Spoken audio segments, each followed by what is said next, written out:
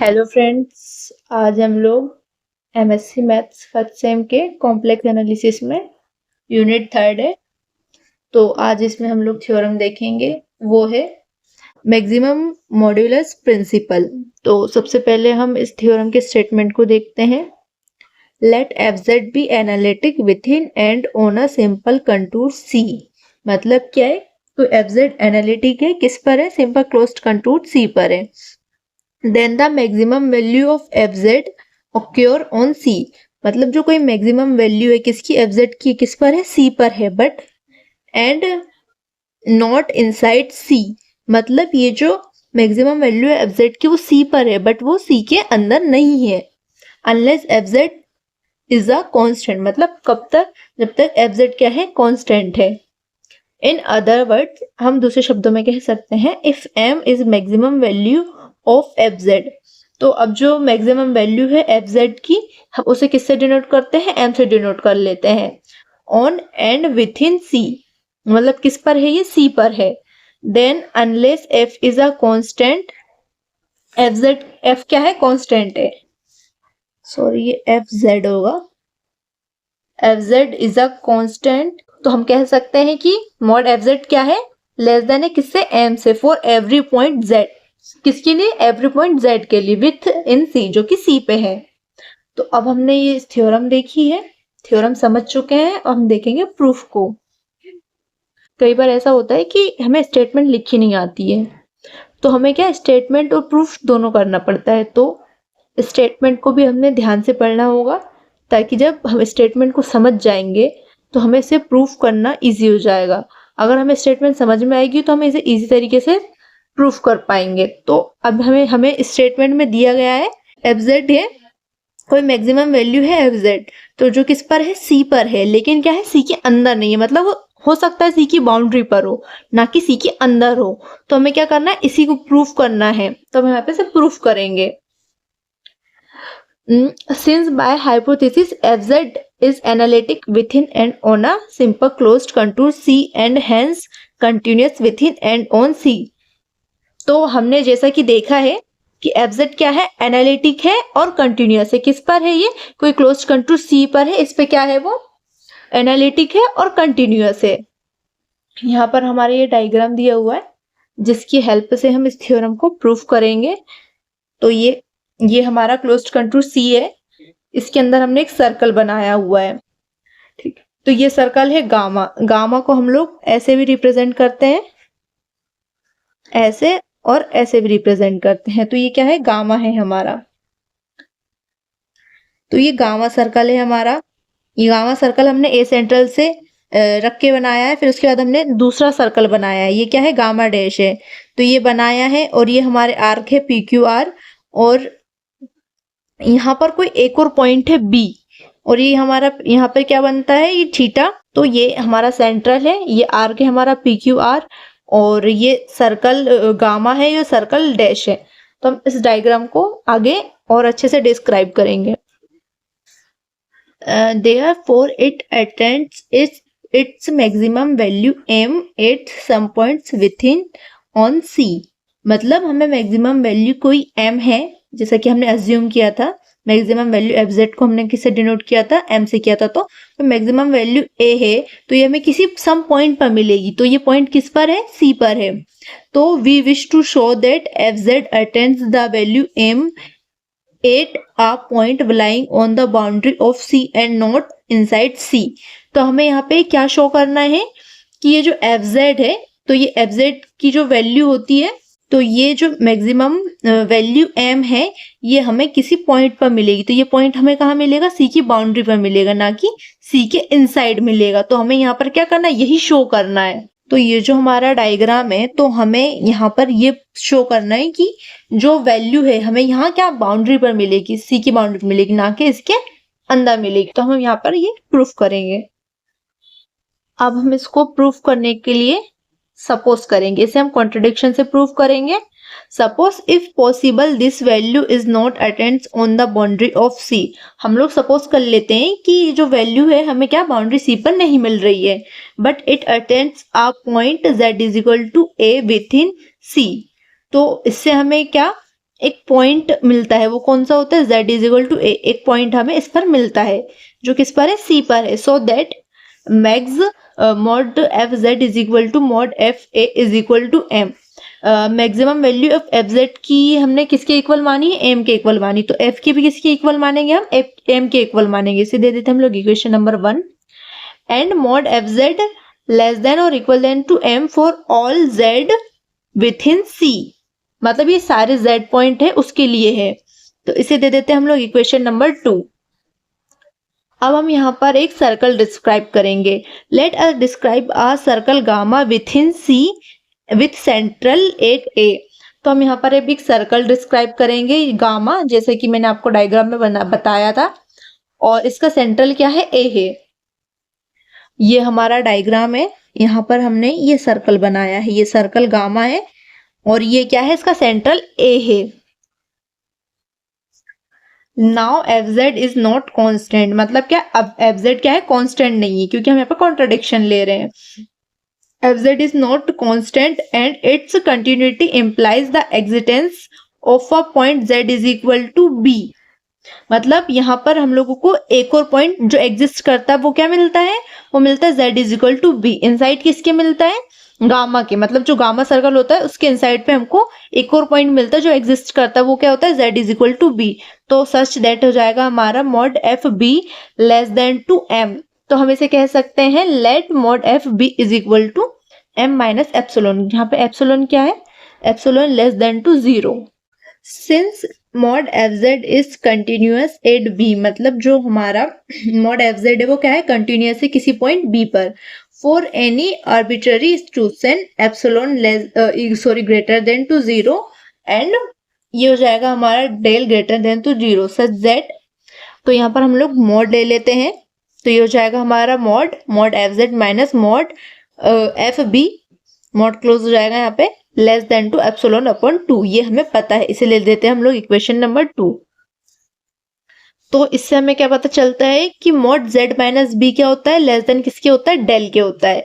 लेकिन हमें पता है कि mod f z minus mod f b less than और इक्वल देन किसके होता है, mod f z minus mod f b mod close, तो ये इसके इक्वल होता है। तो हम इसकी जगह इसे लिख सकते हैं। तो हम यहाँ पर इक्वेशन नंबर 3 से देखेंगे तो हमें पता चलता है कि ये होता है हमारा mod f z minus mod f b less than to epsilon upon 2। तो हम यहाँ पर एफ बी का इस तरफ ट्रांसफर कर लेते हैं तो प्लस का हो जाता है, बट हमें एफ बी की वैल्यू क्या पता है कि मॉड एफ बी होता है एम माइनस एप्सिलॉन, तो हम यहाँ पर उसकी वैल्यू पुट कर लेते हैं। तो ये हमारा हो जाता है mod f z less than to m minus epsilon plus epsilon upon 2। जब हम इसे सॉल्व करते हैं तो हमें मिलता है m माइनस 1 अपॉन 2 एप्सिलॉन, इसे दे देते हैं हम लोग equation number 4। Now draw another circle gamma dash with central at a such that it passes through b. तो अब हम यहाँ पर एक और सर्कल है गामा डैश, इसे ड्रॉ करते हैं। इसे हम लोग सेंट्रल ए से रख के ड्रॉ करते हैं, जो किसके पास से थ्रू होके हुए जाता हो, ये बी के पास से होते हुए गुजरता हो। देखो ये हमारा डायग्राम है, ये यहाँ पर हमने ये दूसरा सर्कल है, ये गामा डैश, तो ये हमने यहाँ पर ड्रॉ करा है। तो ये जो सर्कल है हमारा किससे होते हुए जाता है, ये पॉइंट, ये कोई पॉइंट है बी, ठीक है, इससे होते हुए गुजरता है ये। तो हम लोगों ने सेंट्रल ए से कोई सर्कल है गामा जेड से बनाया है कि ये बिंदु बी से होते हुए गुजरे। The arc QR of the circle gamma dash lies within gamma। तो ये जो आर्क है QR जो कि गामा डैश में है, ये किसके अंदर है, ये गामा के अंदर है। इससे हमें क्या पता चलता है कि mod f z less than to m minus 1 upon 2 epsilon on arc QR। ये किस पर है, ये आर्क QR पर है। तो अब हम सपोज करते हैं कि suppose r is the radius of the circle gamma dash. r क्या है, रेडियस है, कौन से, सर्कल गामा डैश की। तो हम क्या कह सकते हैं, r इज इक्वल टू हमें क्या पता है, mod b minus a by Cauchy's integral formula v है। कॉचीस इंटीग्रल फॉर्मूला से हम देखेंगे कि हमें पता है कि कॉचीस इंटीग्रल फॉर्मूला में होता है f a is equal to 1 upon 2 pi i integral gamma dash f z upon z minus a d z. तो ये हो जाती है हमारी कॉचीज इंटीग्रल फॉर्मूला की जो थ्योरम है वो ये कहती है। तो ऑन किस पर है ये, ऑन गामा डैश। तो हमें क्या पता है कि z माइनस ए इज इक्वल टू क्या होता है r e i theta and d z is equal to होता है r i e i theta d theta. So that हम इसकी वैल्यू यहाँ पर रख लेंगे। तो हमें पता चल जाता है f a is equal to हो जाता है 1/2πi और हमारी लिमिट हो जाती है 2π to 0। और यहाँ पे हम लोग z है तो हमने क्या माना z माइनस ए इज इक्वल टू, तो हम a का इस तरफ ट्रांसफर कर देते हैं। तो ये हो जाता है a plus r e i theta upon are e i theta और ये हो जाएगा are i e I D theta. तो आर ई आई थीटा से ये कैंसिल हो जाता है, यहाँ पे आई बचता है तो ये इससे कैंसिल हो जाएगा। तो हमें मिल जाएगा 1/2π integral 2π to 0 f a plus r e i theta d theta. If we measure theta from pq in anti-clockwise direction and if r q p r is equal to alpha, मतलब जब हम लोग P Q को anti clockwise में major करते हैं तो हमें क्या पता चलता है कि क्यू पी आर किसके इक्वल होता है। हम लोग यहाँ पे थीटा की जगह किसको ले लेते हैं, अल्फा को ले लेते हैं। तो देन हो जाएगा हमारा, तो हमने थीटा के इक्वल किसको लिया है, अल्फा को लिया है। तो हम लोग हमारी जो इंटीग्रल थी, जो हमने इंटीग्रेशन किया था उसको हम लोग तोड़ कर लिख लेते हैं, डिवाइड करते हैं। तो ये हो जाता है हमारा f a is equal to 1/2 integral alpha to 0 f a plus r e i theta d theta plus 1/2πi integral 2π to alpha f a plus r e i theta d theta. अब हम दोनों तरफ mod ले लेते हैं। तो ये हो जाता है mod f a less than और equal than to 1/2πi integral alpha to 0 mod f a plus r e i theta d theta plus 1/2π integral 2π to alpha mod f a plus r e i theta d theta. तो अब हम इसे solve करते हैं। तो हमें पता है कि ये हमने z के इक्वल लिया था और हमने यहाँ पर एक वैल्यू निकाली। तो मॉड एफ जेड के इक्वल हमें दो वैल्यू पता है, एक होती है लेस देन में m माइनस 1/2 एप्सिलॉन। सबसे पहले हम एफ जेड की इस वैल्यू को रख लेते हैं। तो यहाँ पर हम वो वैल्यू पुट कर लेते हैं और एक वैल्यू हमें पता है कि मॉड एफ जेड किसके इक्वल माना था, हमने उसकी वैल्यू को m के इक्वल माना था। तो हम यहाँ पे m ले लेते हैं। तो ये हमारा हो जाता है less than to 1/2π integral alpha to 0 m minus 1/2 epsilon d theta. यहाँ पे 1/2π आएगा integral 2π to alpha m d alpha. तो अब हम इसे सॉल्व करते हैं। तो इसे हम बाहर ले लेते हैं और यहाँ से m को बाहर ले लेते हैं। तो यहाँ पर जब हम इस इंटीग्रल को सॉल्व करते हैं तो हमें मिलता है 1/2π m माइनस 1/2 एप्सिलॉन और ये हो जाता है अल्फा माइनस 0 जब हम इसकी लिमिट रखते हैं पुट करते हैं प्लस 1/2π m 2π माइनस अल्फा। अब हम इसका अंदर इंटू कर देते हैं। ये यहाँ पर हमने इंटू किया है इसका अंदर, तो ये तो 0 हो जाता है। तो यहाँ पे हमें सिर्फ अल्फा मिलता है और यहाँ पर ये हो जाता है 2π/2π m और फिर यहाँ इंटू करते हैं अल्फा के साथ, तो ये हो जाता है माइनस m अल्फा 2π। अब हम यहाँ पर अंदर इंटू करते हैं तो हमें ये मिलता है और ये वैल्यू कैंसिल हो जाती है एक दूसरे से और ये यहाँ पर हमारा हो जाता है 2π इंटू 2 एप्सिलॉन और ये ऊपर जो अल्फा है ये अल्फा और यहाँ पे हमारे पास m बचता है क्योंकि 2π से 2π कैंसिल हो गया था। तो यहाँ पर हमारा हो जाता है mod f a is equal to m minus alpha epsilon, ये इंटू हो जाता है तो ये हो जाएगा 4π।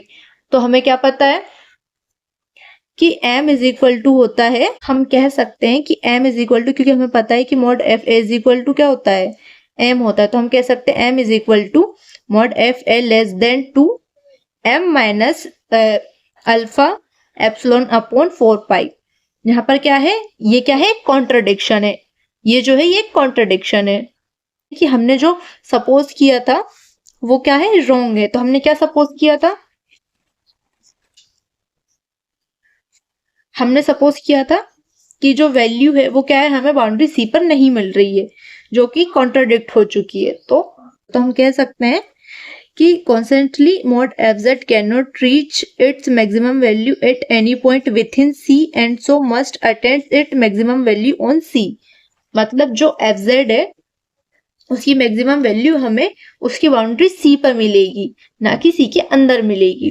तो यहाँ पर हमारी थ्योरम प्रूफ हो जाती है।